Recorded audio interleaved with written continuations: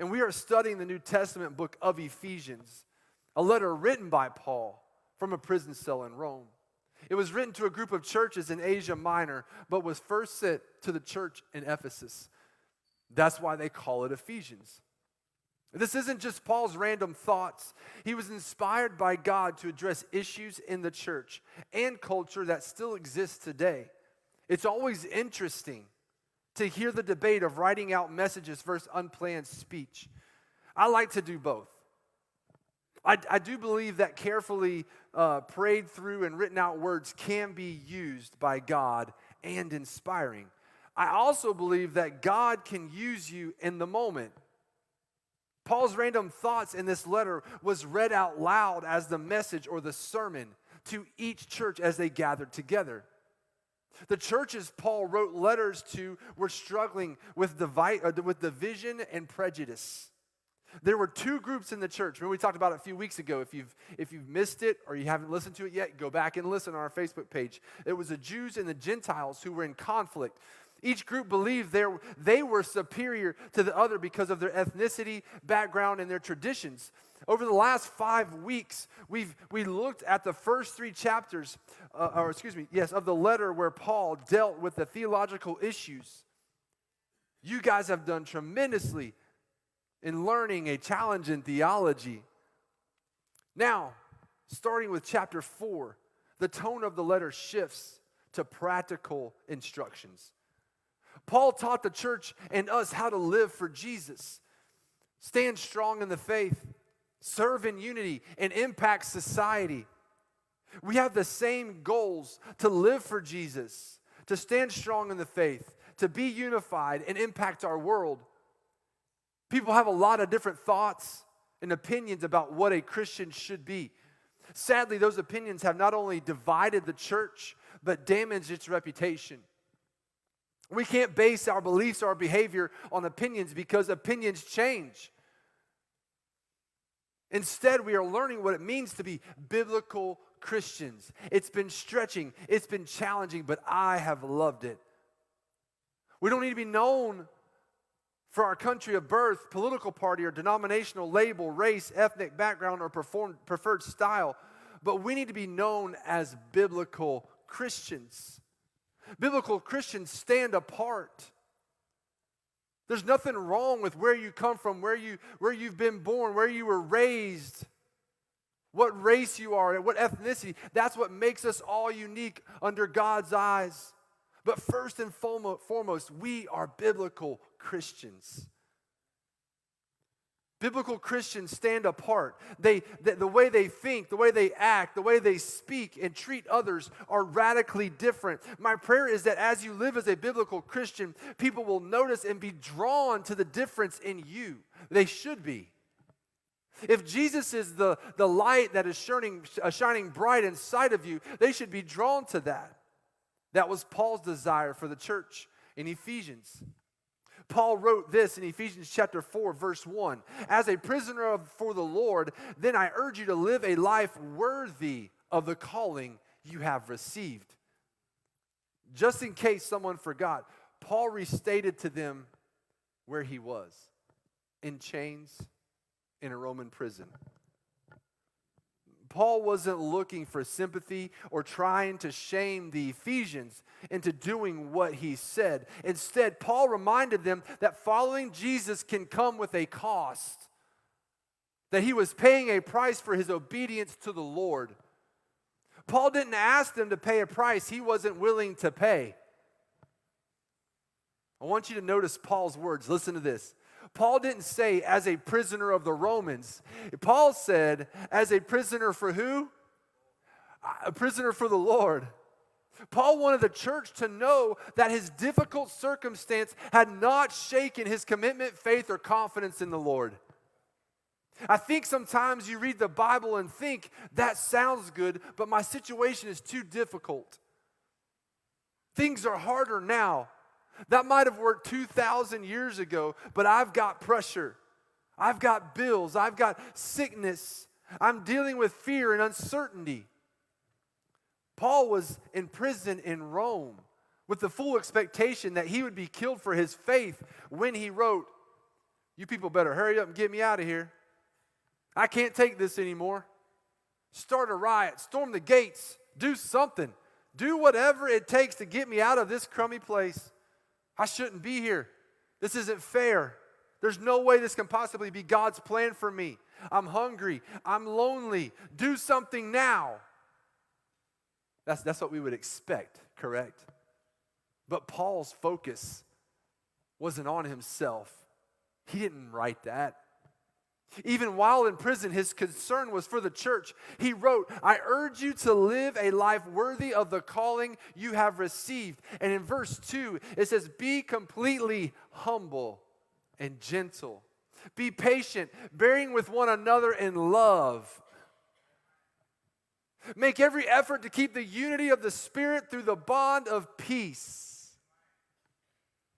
He said, I urge you, I beg you, please do this. I beg you to live a life worthy of the calling. I beg you to be different. We should be different. Not with our noses stuck up in the air, but different in our love and how we respond to circumstances. I urge you to live a life worthy of the calling you have received. The calling you have received is salvation and a relationship with God first and foremost. 1 Peter chapter 2 describes it this way. You are a chosen people, a royal priesthood, a holy nation, a people belonging to God, that you may declare the praises of Him who called you out of darkness and into His wonderful light. You are called by God. You belong to Him. We've got to live like it. What comes next is not a list of rules to follow in order to be accepted by God. You have to do this to be saved. Listen, I've gotten in plenty of those conversations before. You got to do this to be saved. You got to walk this way. You can't wear this. You can't do that. Instead, these are the things you do because you are saved. Because you have been called by Him. You live like it. You walk differently. To not live this way is to devalue the God who saved you. Paul spoke to them as a group and called them to corporate holiness. Not only were these instructions for each individual, but this was how they were supposed to act as a church to each other and the watching world. We as a group are supposed to reflect the glory of the Lord and His calling in our life. The individual actions are combined into group interactions. Yes, we're all individuals, but when we come together as First NEA, as a church, as a body of believers, the church is on display for the world to see that we are different. We should be a church that looks like Jesus. Our character should reflect His character.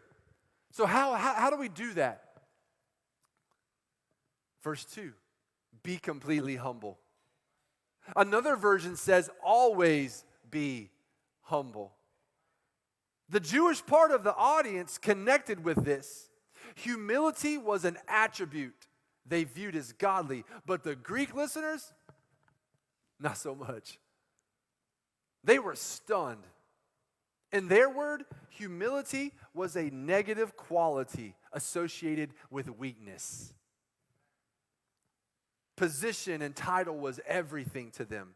Who you were, where you were from, who your parents were, the social platform and position that you had, how much education you had, how smart and how powerful and how wealthy you were. That was all important to the Greeks. The goal was to be high and mighty, strong and popular, respected and feared, and always in all circumstances looked up to.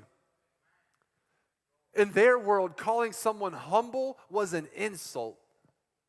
Now, Paul, their spiritual leader, challenged them to always be humble in every circumstance, in every setting, to everyone. Be humble when dealing with people who are below them. Be humble when relating to each other. Be humble in how they followed their leaders. We talked about it 2 weeks ago. Humbling yourself is what is counterculture. Because what does the world tell you? Exalt yourself.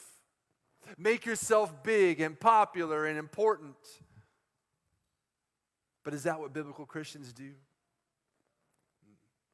The question then is, how do you humble yourself? We talked about some great things to say. If you missed a message, go back and watch it. But let me give you three quick thoughts, things that you can do to humble yourself. Number one, serve unselfishly. It's possible to serve with selfish motives. When you do, that's not serving. That's positioning. The selfish pseudo-servant only volunteers for positions that get attention and recognition. If there are lights and microphones, sign them up. They're there. If there's a title to be had, people to lead, or position with power, they are always ready to go. The pseudo-servant even has ways to make it sound spiritual. Like, I feel like I'm called to be a leader. Or God sent me here to be a board member or a director or this or that. Other times their pursuit of recognition is easily apparent. If I can't be a teacher, I don't want to be involved. If I don't get to sing my song, I don't want to sing. I'm out of here. If I don't get a solo, I don't want to be a part of the choir. The humble servant serves unselfishly. Regardless of recognition or attention, they volunteer for roles that no one else wants to do, that no one else will see. We have a young lady here at our church named Jenna. And Jenna has come on board with our worship team. You say, well, Pastor Trey, I haven't seen anybody new on stage. You're right. She's not in the limelight. She's on our worship team as an administrator. She came to me a few months ago and she said, I want to do something with the worship team, but I can't sing. I can't play an instrument. And for about a half a second, I thought, how is this going to work? And then I said, well, what's your gifting? I said, what do you like? What's your passion? She said, I love organizing and administration. I said, perfect.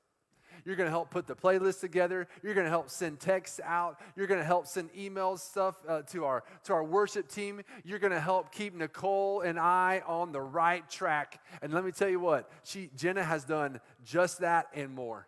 She has brought so much more worth to our worship team and has made us so much better. But you won't see her on stage.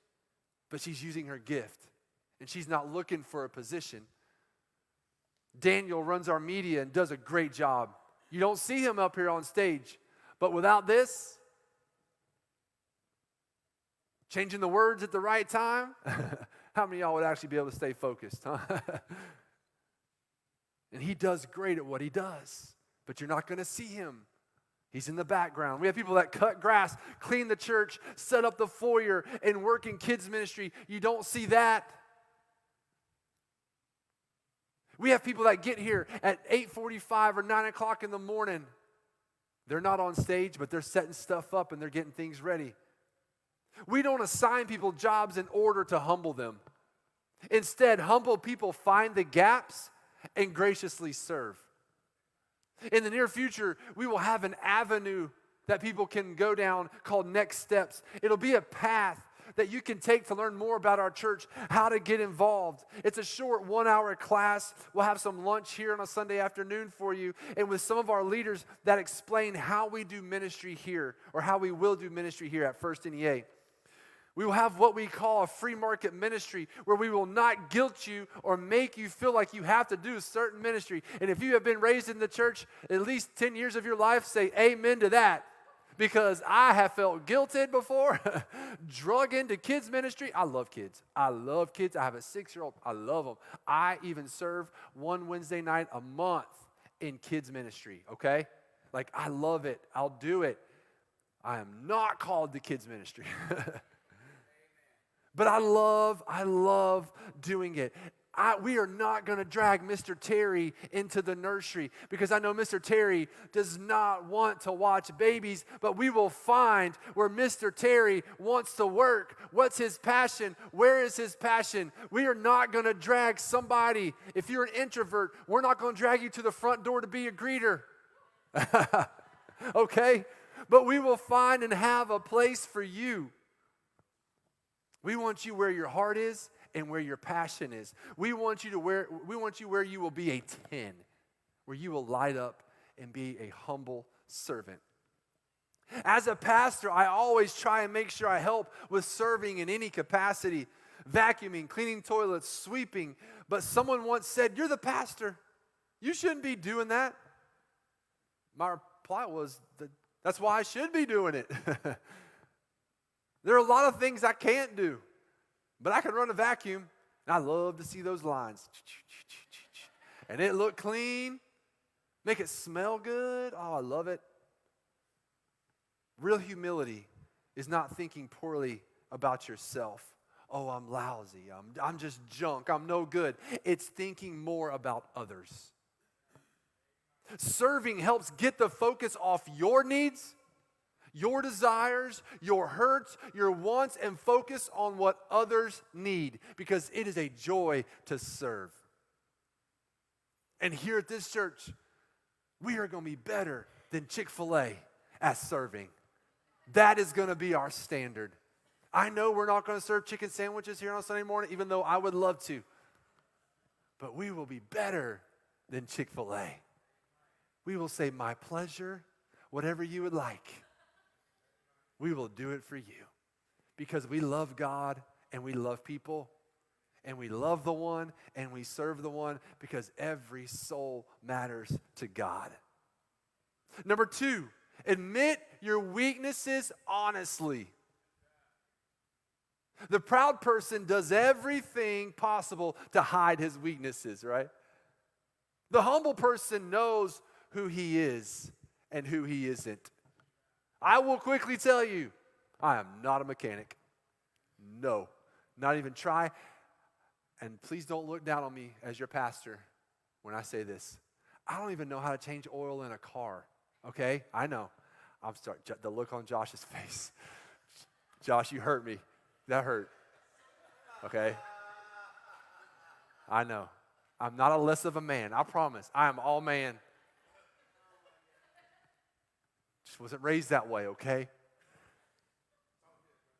Thank you. But can I tell you, I will quickly be the first one to tell you, I can't do that. It does not matter to me. It doesn't matter to me because I can work from down here. I can be the lowest person on the totem pole. I can be this person here, or I can be this person here. Jeannie and I know that we're the lead pastors. We don't have to walk around with a big name badge on our chest saying we're the lead pastor, tell everybody we're the lead pastors. We just don't believe that that's setting a good example to serving.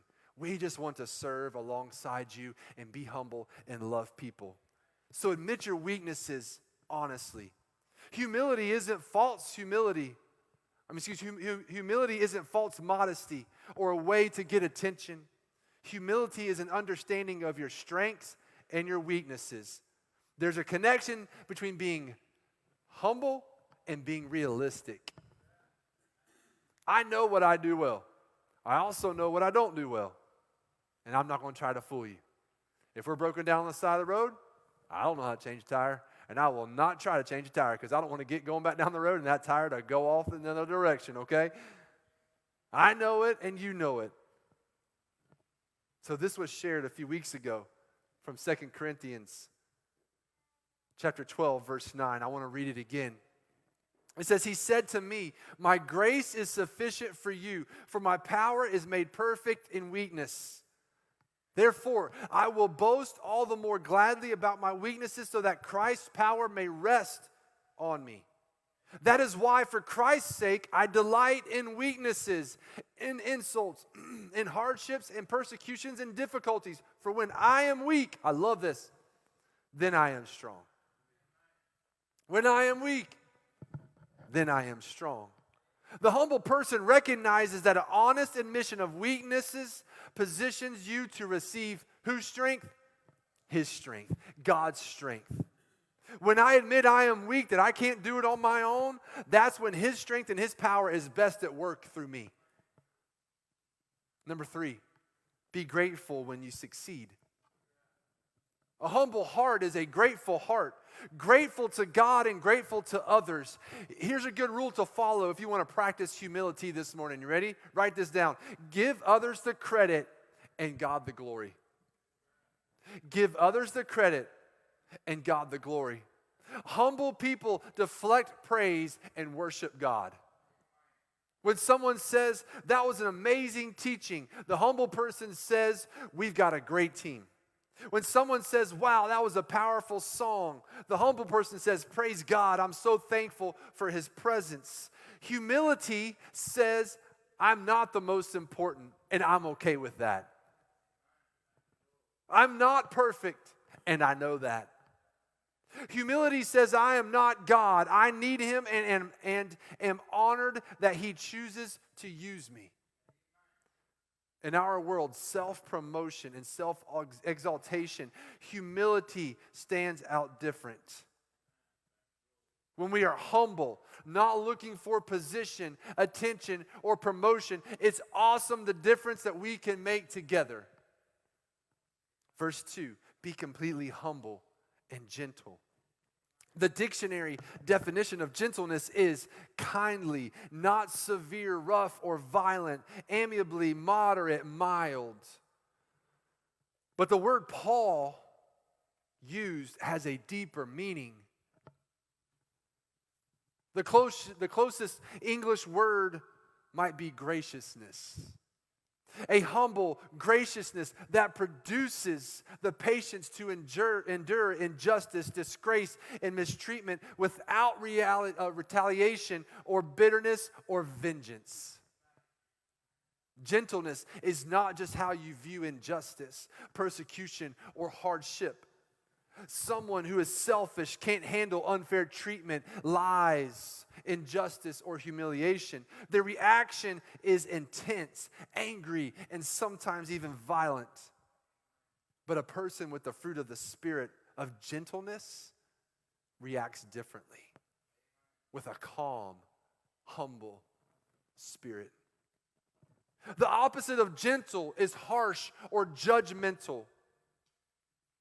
We all know people who are harsh and judgmental with their words, their actions, and the way they treat others. They are critical, quick to become angry, and very opinionated about those kind of people. They tend to put people in broad categories instead of viewing them as individuals. Gentleness is not judgmental. Gentleness is not judgmental. Too many people are quick to judge others while at the same time wanting mercy for themselves. Jesus said in Luke chapter 6, verse 37, do not judge and you will not be judged. Do not condemn and you will not be condemned. Forgive and you will be forgiven.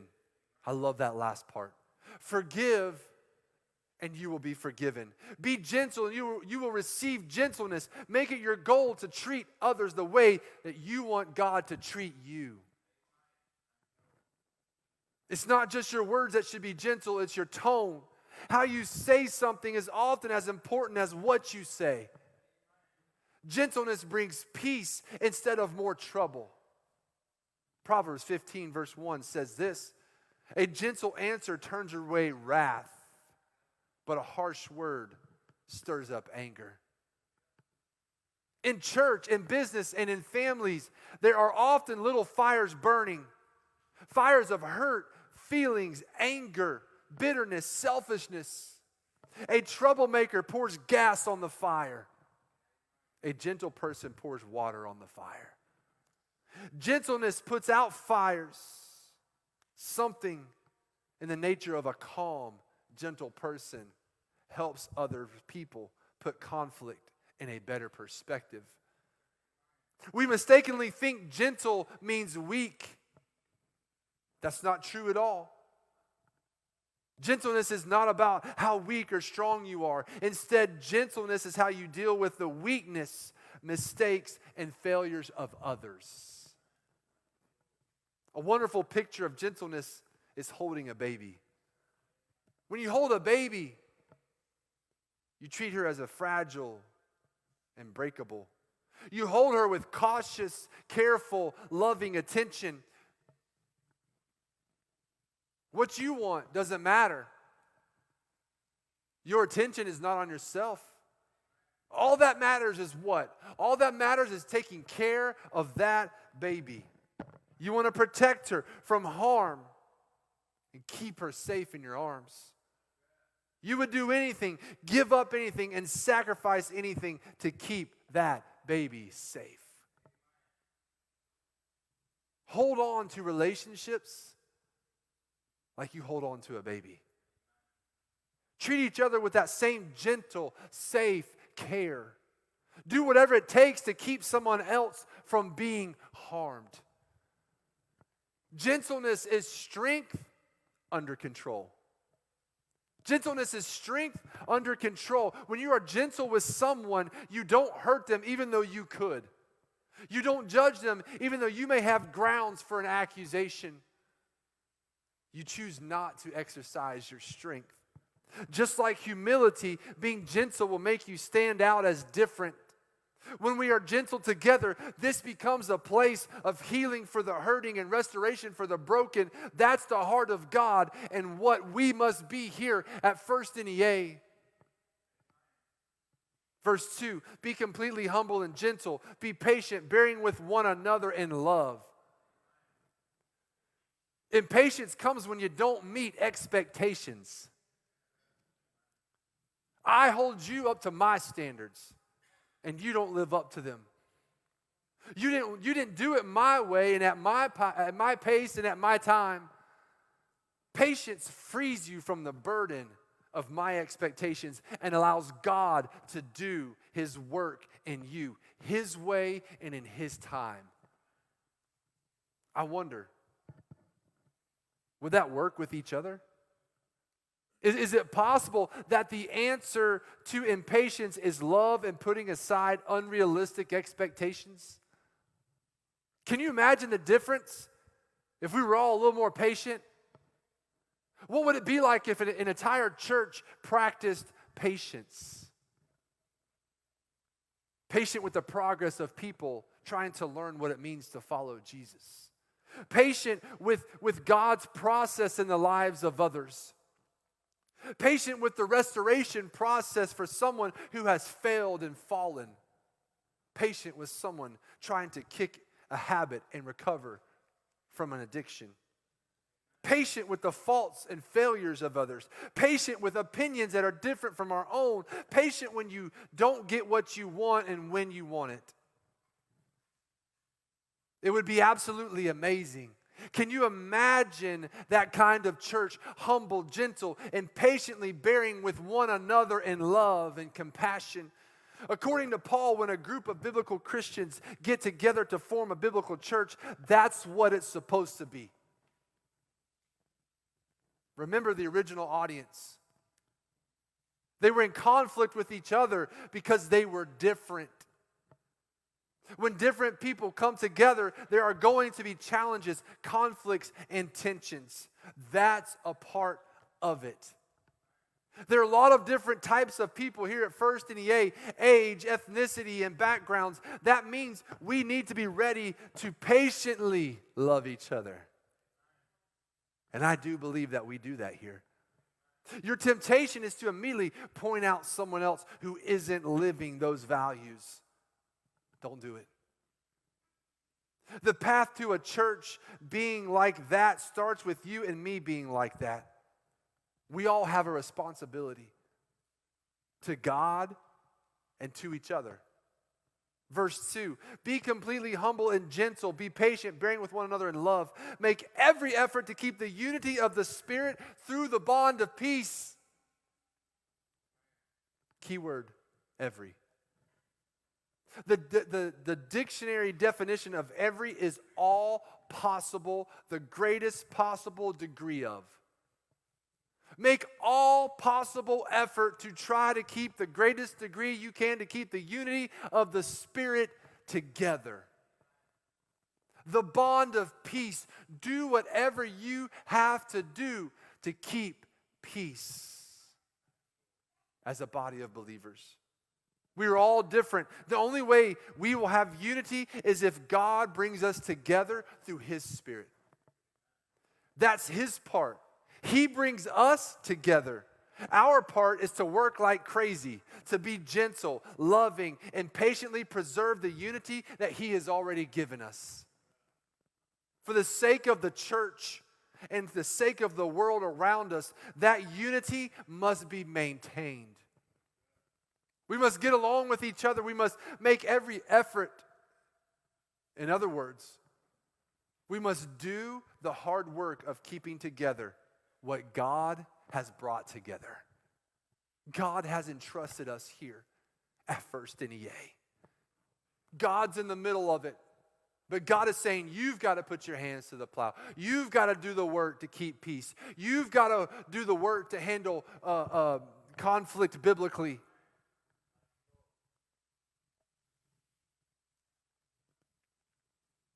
That means being humble, preferring others over yourself. That means being gentle, seeking peace instead of trouble. That means patiently bearing with one another in love, allowing God to work in hearts of others and be willing to sacrifice your wants, needs, desires, and preferences so that unity can be preserved.